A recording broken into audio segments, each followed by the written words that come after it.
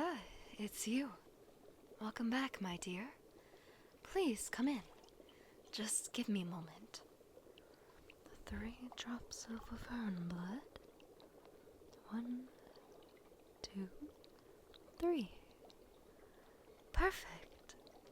Sorry about that. Some of these elixirs can get testy if the ingredients aren't added at precisely the right time. But, you don't want to hear about that. Anyway, welcome, my dear. It's so good to see you. By the great dragon's tooth, you're all wet. Did you get caught in that storm on your way here? And yet, you still came.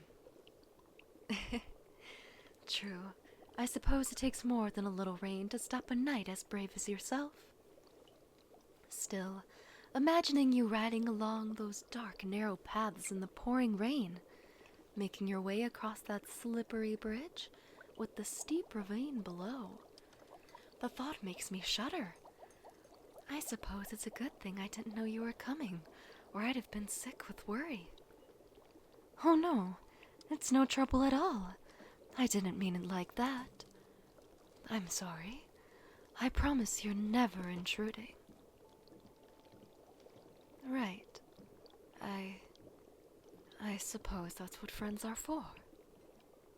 Well, why don't you come and warm up by the fire? Let me get you a blanket, and... Oh, would you perhaps like a cup of hot tea? Very well. If you change your mind, just let me know. Like I said, it's no trouble. I'd hate to see you catch a chill after all. We can't have the captain of the crown's personal guard falling ill, now can we? Yes, I got your letter. Old Flappy may not be the youngest pigeon in the roost, but thankfully his sense of direction is sharp as ever. I keep it right here, inside my cloak. I'm so sorry I never sent a reply. I tried to write one, but every time I sat down, the words just kept getting all jumbled up.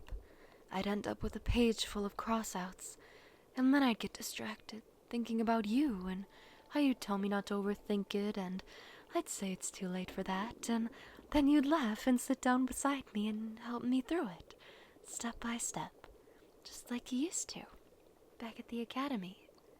Remember? All those late nights we spent in the library, hunched over our desks, quills scratching feverishly while our candles burned low. If it wasn't for you, I'd never have made it through all those essays. But somehow, you made it all make sense. Well, in any case, congratulations.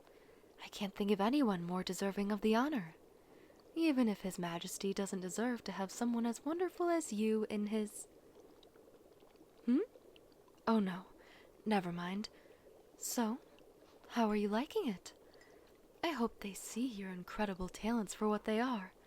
If not, well, I don't know what I'd do. Oh, no, I understand. I can only imagine how many more responsibilities you must have now. Of course, I can't expect you to be able to write or visit quite as often as before. I'm just glad to know you're safe. The first time that almost a week passed between your letters, I was worried someone might have discovered us. Discovered that you were writing to me. I couldn't live with myself if anything happened to you. That's a relief. I can't tell you how much it means to me that you still write to me. Even after everything that happened. Even though you already risked your neck, speaking up for me, back at the sentencing. To know that you still care, it means more than I can say. The others would have happily seen me imprisoned for my so-called black magic, or worse. You were the only one who came to my defense. I can still see you in my mind's eye. The way you stepped forward, head held high, your voice cutting across the rest of the council. Honestly, I don't think the king would have listened to anyone else but you. The way he looked at you, as if you were... Oh, nothing. I just meant someone with your confidence, your eloquence, your poise. It's no wonder he noticed. I'll always be grateful for how you saved me. And truth be told, exile hasn't been terrible. In fact, I find I prefer my quiet life here in the forest to the demands of knighthood. Just me and my herbs and vials. The gentle bubbling, the crackling of the fire. It suits me much better than the court. If only we could see each other more often, it would be perfect. Anyway, what can I get for you today, my dear? Another healing draft? Or perhaps a potion to boost your strength? Maybe I could make you something to increase your stamina. I'd hate to think of you wearing yourself out with all your new responsibilities. Well, of course. You can talk to me about anything, no matter what it is. If it's important to you, it's important to me. Yes. I had heard about the plague at the castle. A terrible business. Fevers, rashes, and cold sweats. Are you all right, my dear? You're not feeling sick, are you? Thank the gods. Still, I don't blame you. I imagine everyone at the castle must be walking around wondering who may be next. Don't worry though, my dear. If you'd like, I could make you a protective draft. It's a potion to shield one from all ills, even sickness. I confess, it's not easy to make, but if it means that you'll be safe, there's nothing I wouldn't do. Oh, but if it's not for you, then who would it be for? I don't understand. Who could possibly need it more than you? Oh, you mean...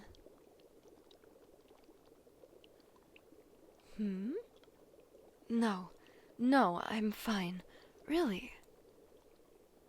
No, of course not, my dear.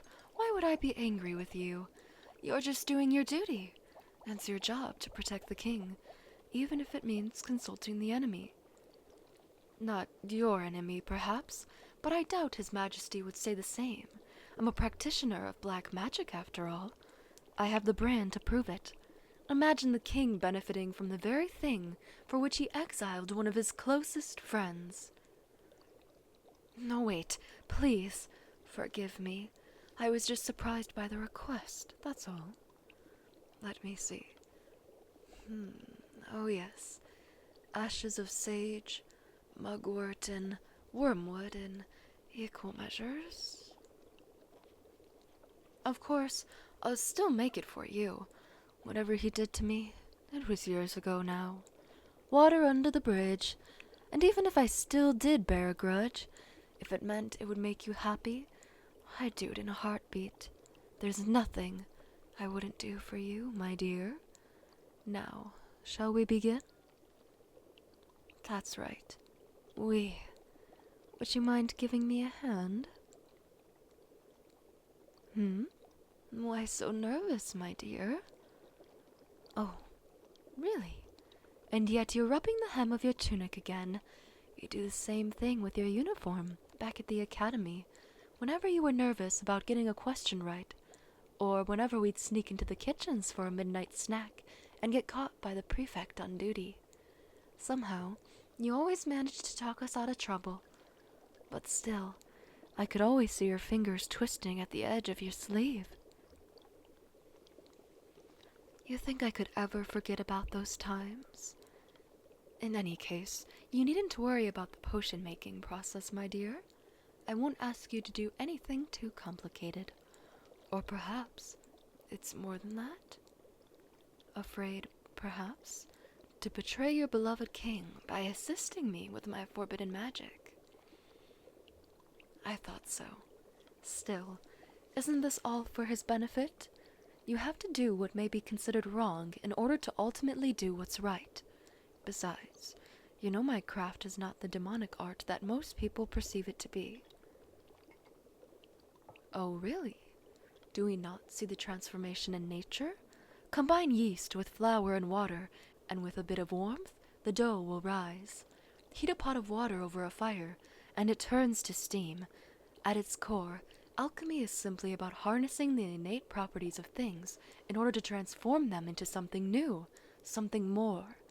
It is truly going against nature to tap into the magic within, magic that has been there all along, just waiting for someone to help it realize its full potential. Trust me, my dear, he won't find out. I promise. Let's start small.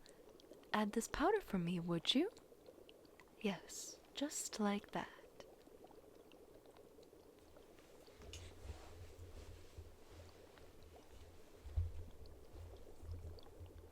See, that wasn't so bad, was it? Now, simply take this vial and put a single drop in. Go on. Perfect. Isn't that smell just heavenly? Take a deep breath.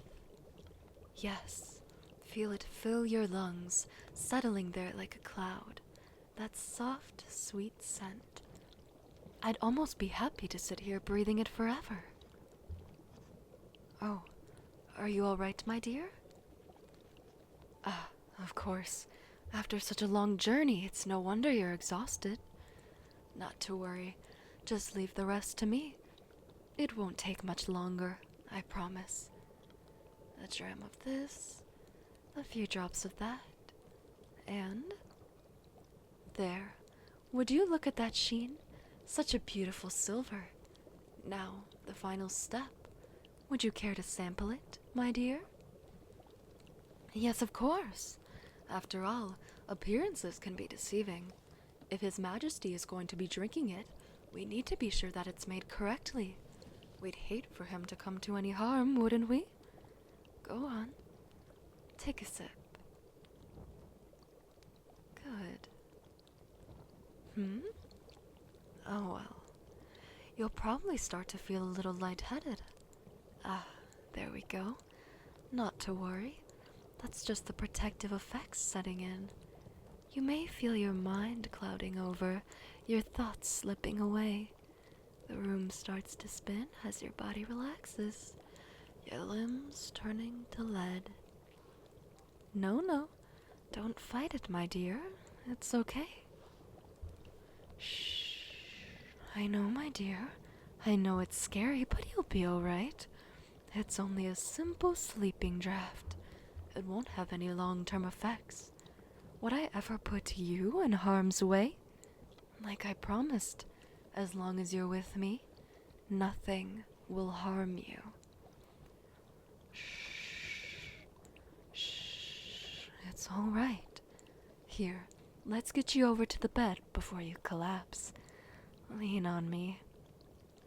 Oh, on second thought, let me carry you.